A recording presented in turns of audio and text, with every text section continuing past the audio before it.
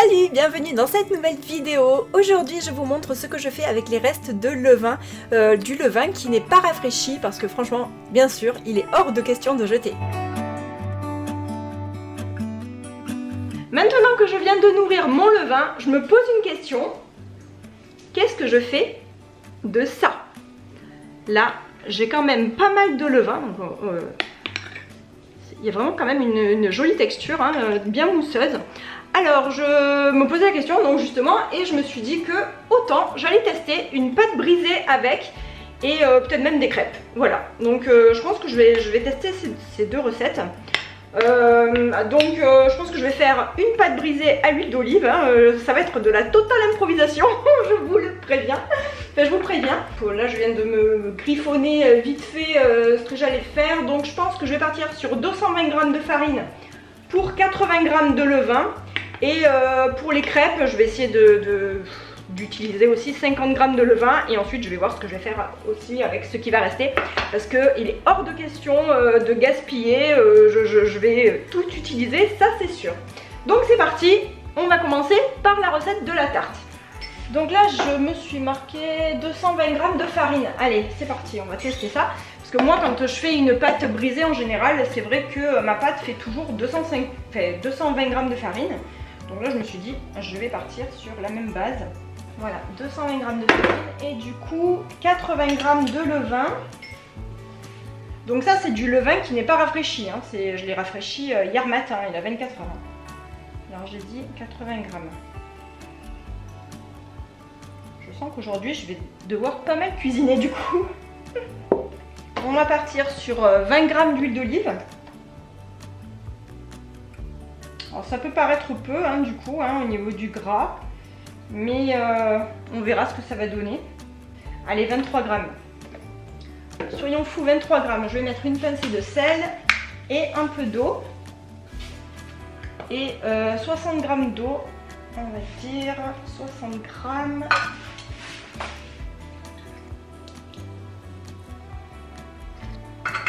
Maintenant, on va mixer tout ça.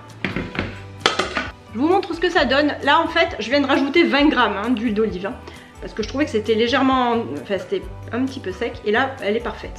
Vraiment elle est parfaite. Donc on va l'étaler. Voilà, ça y est, je viens d'étaler ma pâte et voilà. Donc ça fera déjà une recette en plus avec le levain non rafraîchi ici. Il m'en reste encore pas mal. Donc je pense que je vais faire des crêpes, surtout qu'il me reste un blanc d'œuf au frigo. Il va falloir que je l'utilise aussi. Donc prochaine étape, des crêpes.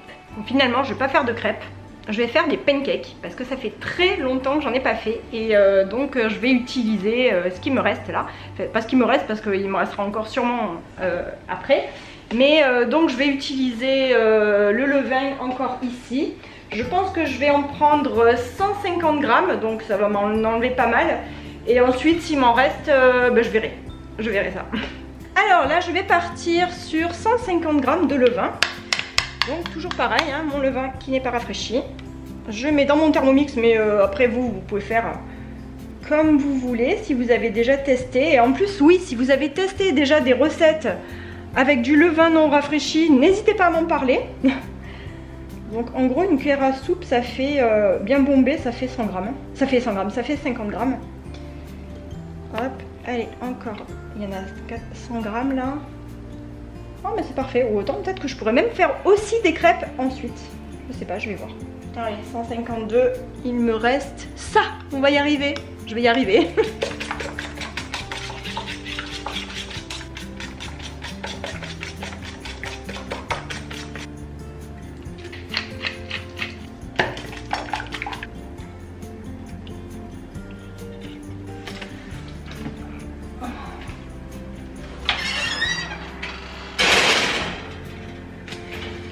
Je vais mettre un œuf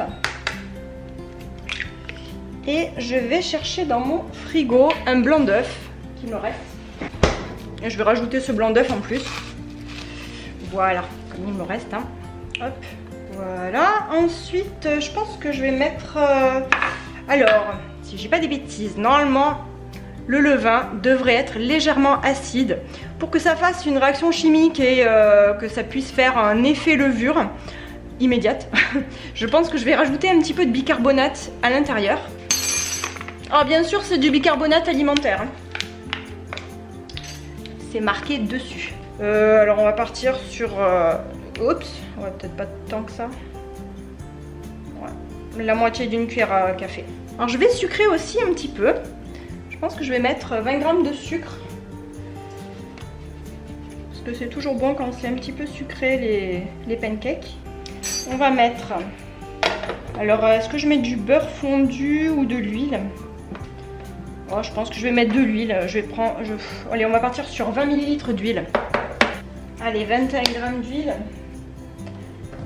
Donc l'œuf, j'ai mis. Il me reste à mettre la farine.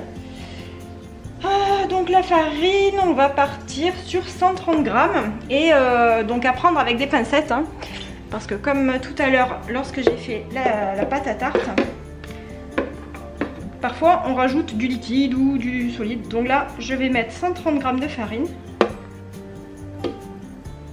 J'aime bien, c'est comme si on faisait un peu des petites expériences. J'adore. Bon, allez, trêve de plaisanterie. Allez, 133 g, ça ira. Pincée de sel, peut-être. Je vais passer ça au Thermomix. On va voir ce que ça donne. Je me disais aussi, c'est vraiment pâteux, mais en fait j'ai oublié le lait. Évidemment. Donc si je rajoute pas de lait, ça va pas le faire. Alors on va mettre 100 ml de lait et on va voir ce que ça donne. Donc on reprend les mêmes et on recommence. Je vous montre ce que ça donne. J'espère qu'on voit bien parce que parfois le zoom, enfin le focus c'est pas très bon. Je sais pas trop. Je pense que je vais rajouter encore un tout petit peu de lait. Allez, on va rajouter 20 g de lait juste. 22 g. Et voilà ce que ça donne. Donc là, je pense qu'on est bon. On va les faire cuire et on va voir. Voilà le résultat de ma quiche. Alors aujourd'hui, j'ai fait très simple par rapport à celle que je fais d'habitude. En fait, j'en fais jamais une comme ça. Donc là, j'ai juste mis de la crème liquide, des œufs et un petit peu de lait. Et c'est tout. Et si, de la noix de muscade et pas mal de 5B moulu, voilà, un petit peu de sel. Et c'est tout. J'ai même pas mis de fromage pour une fois. Et ça ira. Donc maintenant on va passer aux pancakes. Je vous montre ma pâte parce que ça fait 20 minutes que j'étais en train d'étendre le linge. Donc elle a eu le temps de reposer 20 minutes en fait. Et il y a quand même des petites bulles à la surface. Là je suis en train de faire chauffer ma poêle à sec. Je vais rajouter un petit peu d'huile et je vais faire cuire mes pancakes.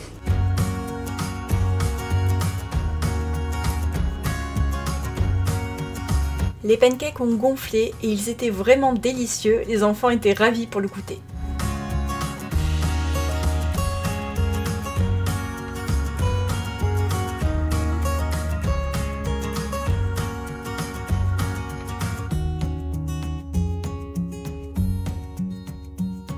Voilà tout ce que j'ai fait comme pancake. Franchement, j'ai pas pu m'empêcher d'en goûter un, c'est trop bon. Et ils sont vraiment bien moelleux et tout. Non, ils sont vraiment super bons. Donc je suis hyper contente, c'est cool. Avec le levain qui me reste, j'ai cuisiné vite fait des crêpes pour ne rien gaspiller parce qu'il est hors de question de jeter même une seule petite cuillère de levain. J'ai donc tout mis vraiment au pif et j'ai tout mélangé.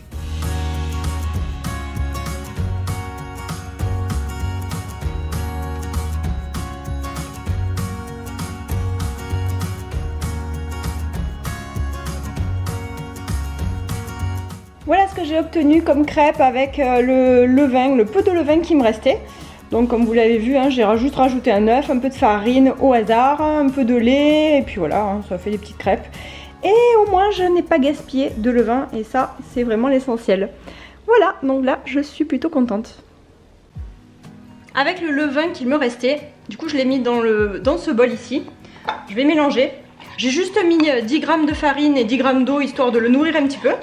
Celui-là aussi je vais attendre quelques heures et ensuite je m'en servirai pour faire des crêpes je pense.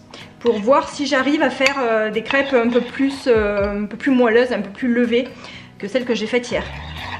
Donc je vais mélanger et ensuite on va patienter quelques heures aussi. Comme ça, on testera ça pour le... Les crêpes avec le levain nourri de quelques heures sont quand même bien meilleures que celles avec le levain non rafraîchi.